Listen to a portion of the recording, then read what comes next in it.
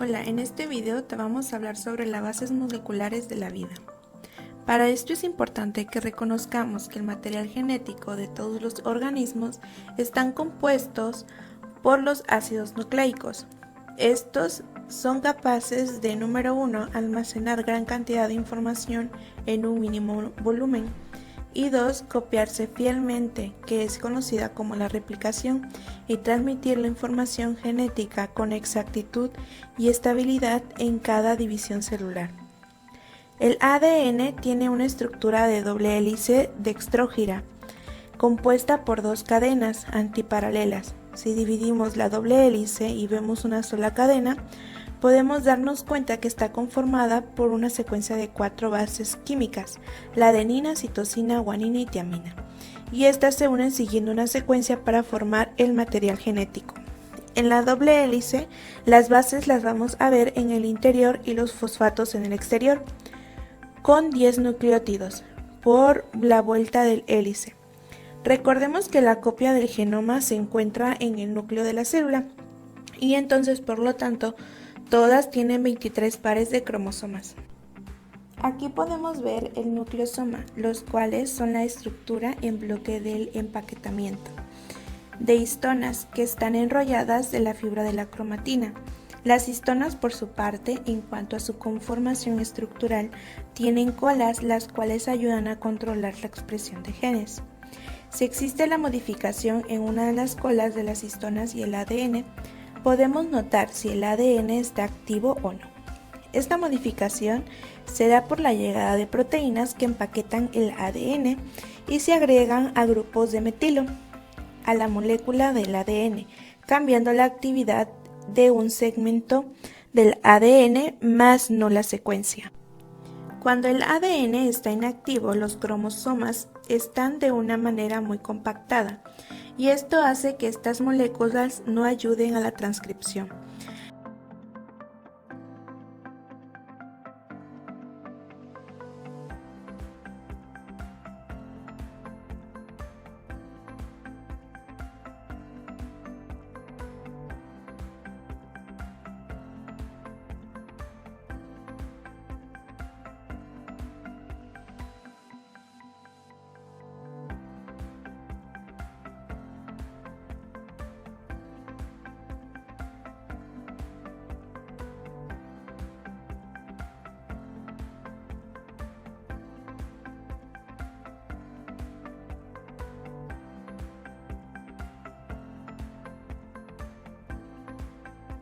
Aquí podemos ver el cromosoma activo de una manera dispersa, diciendo que se asemeja a unas perlas, las cuales estarán implicadas en la transcripción.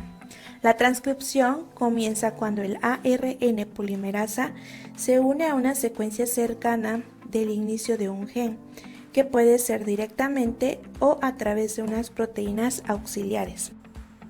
Es por esto que las proteínas juegan un papel importante en la transcripción, pudiendo juntar más proteínas como unas enzimas para lograr la modificación de histonas. Aquí existe un desmontaje por una apertura más grande, haciendo que el nucleosoma se remodele y se pueda acceder al ADN activo. Las proteínas hacen que el núcleo se mueva a lo largo del trayecto. Todos estos cambios se abren nuevamente y permiten al ARN polimerasa que tenga la lectura adecuada. Ahora accede una enzima que transcribe el ADN en ARN mensajero.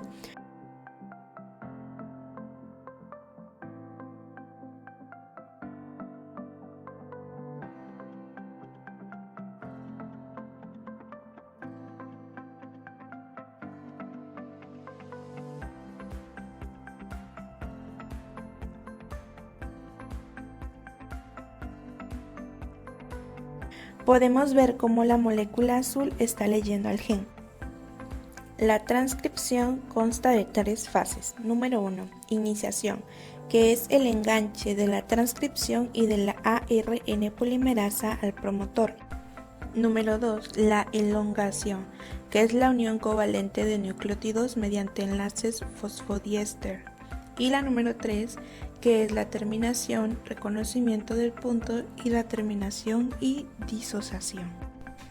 La replicación, por su parte, es el proceso mediante el cual cada una de las cadenas de ADN sirve de molde para la realización o síntesis de una nueva cadena complementaria. El gráfico que estamos viendo hace referencia a la copia del material genético, llamado ARN, el cual es una cadena simple con regiones complementarias cortas. Cada uno de los segmentos del ADN hacen que el ARN ingrese a través de un orificio de entrada y pueda copiar cada una de las bases químicas del gen.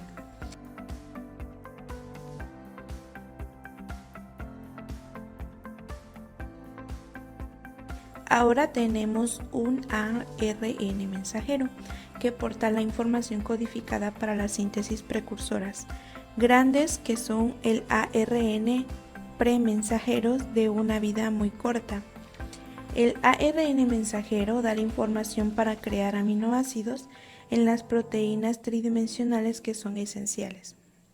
Los ribosomas, por su parte, son los responsables de la síntesis de proteínas, componiéndose de una subunidad grande y una pequeña que se ensamblan alrededor del ARN mensajero, que luego pasa por el ribosoma, lo cual construye un aminoácido, llevándose al ribosoma unido al ARN de transferencia, que son las moléculas verdes grandes. Denominado como ARN de transferencia, el ribosoma hace que el ARN mensajero pueda leer grupos de 3 letras, conocidos como un codón. El codón coincide con un anticodón, el cual corresponde en la base de un ARN de transferencia. Posteriormente, el ribosoma elimina el aminoácido y lo une a la cadena de proteínas, haciendo que el ARN mensajero pase a través del ribosoma. La secuencia de ARN mensajero se traduce en una secuencia de aminoácidos.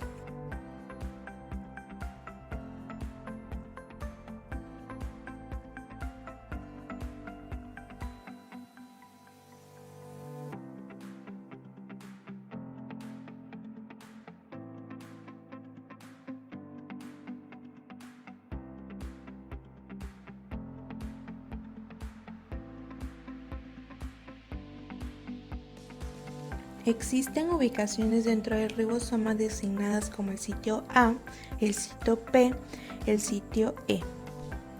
La adición de cada aminoácido es un ciclo de 3 pasos. El paso número 1 es donde el ARN de transferencia ingresa al ribosoma en el sitio A y se prueba en un codón coincidiendo con un anticodón, con el ARN mensajero, como anteriormente ya mencionamos. El paso número 2 es cuando el codón con el anticodón coinciden, el ARN de transferencia se lleva al sitio P y el aminoácido que lleva se agrega al final de la cadena de aminoácidos, el ARN mensajero. También se encuentra con 3 nucleótidos o un codón. El último paso es donde el ARN de transferencia gastado se mueve y luego expulsa el ribosoma para reutilizarse. Ahora podemos ver la animación completa de cómo el ADN se copia, viendo cómo se separa la doble hélice del ADN utilizando una hebra para que ese sea el molde para sacar la copia. Podemos ver la línea de producción debajo de la izquierda. A esta la conocemos como la helicasa, que hace que gire el ADN tan rápido como un motor, que desenrolla el doble hélice copiándose continuamente. Al momento de copiar, esta se copia por secciones y el resultado final son 2 nuevos marcadores del ADN.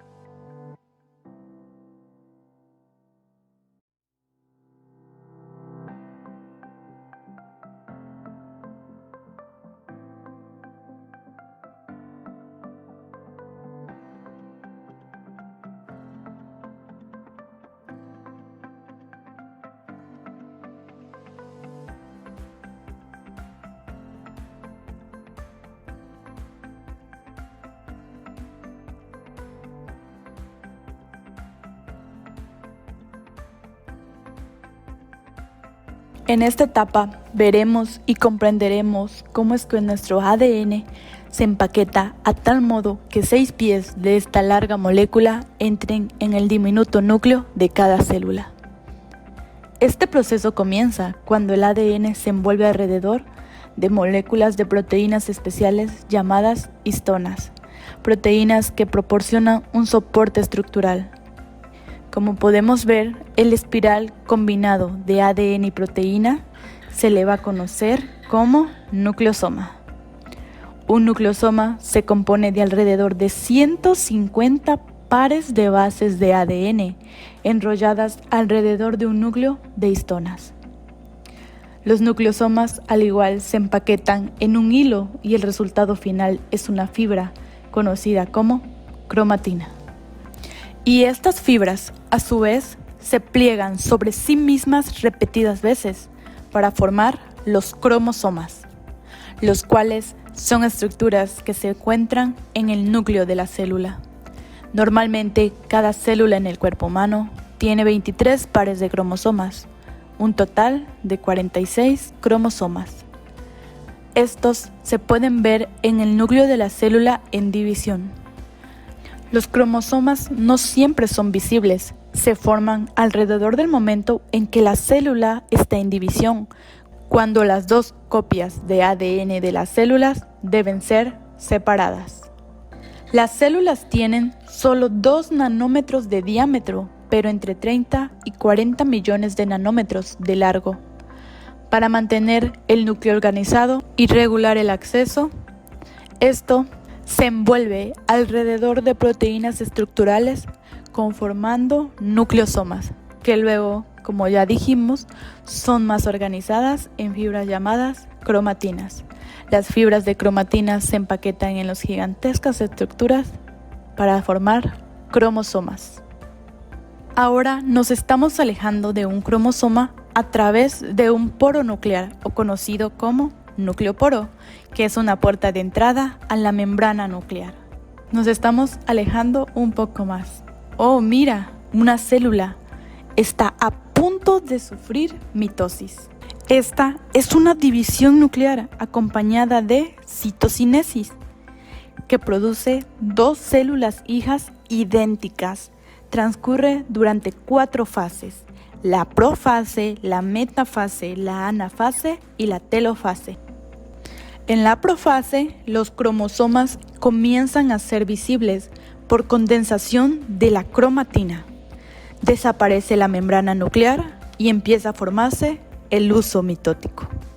La metafase comienza cuando los microtúbulos del huso mitótico encuentran y se anclan a los centrómeros de los cromosomas. Estos se van a congregar en un plano ecuatorial, una línea imaginaria que es equidistante de los 2 centrosomas que se encuentran en los 2 polos del huso. En la anafase, los pares de cromosomas se separan y se mueven hacia los centrosomas. Al final, la célula ha conseguido separar 2 juegos idénticos de material genético en 2 grupos definidos, cada uno alrededor de un centrosoma.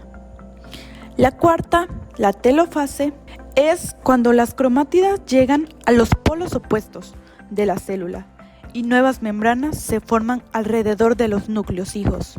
Los cromosomas se dispersan y ya no son visibles. Ahora vemos una estructura proteica situada sobre los cromosomas superiores. Sobre esta estructura se anclan los microtúbulos del huso mitótico. Durante los procesos de división celular, hablamos del cinetocoro, localizado en una zona específica del cromosoma, el centrómero. Este es uno de los mayores y más complejos mecanismos dentro de las células vivas, con múltiples funciones para realizar. Es fundamental para el movimiento de los cromosomas y puede colgarse en los extremos dinámicos de los microtúbulos. También es un sensor de tensión mecánica. Es un sistema que es capaz de sentir que todo está correctamente conectado y colocado. Al igual, es un sistema de transmisión de señales de parada que envían señales químicas al resto de la celda sobre si está lista para someterse a la separación de los cromosomas. Como estuvimos viendo, este cinetocoro ha detectado el potencial justo y que el cromosoma está correctamente colocado. La última información que vemos en rojo es el sistema de transmisión de la señal de parada, llevado por un motor, el cual va caminando por el microtúbulo, lejos del cinetocoro.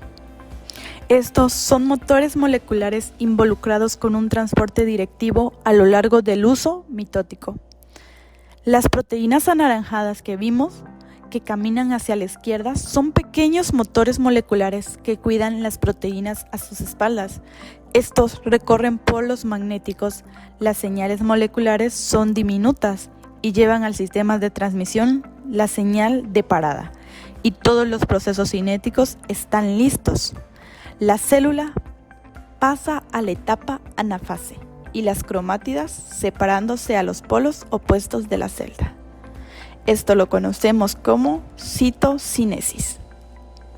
Y es lo último para que las dos células queden completamente iguales.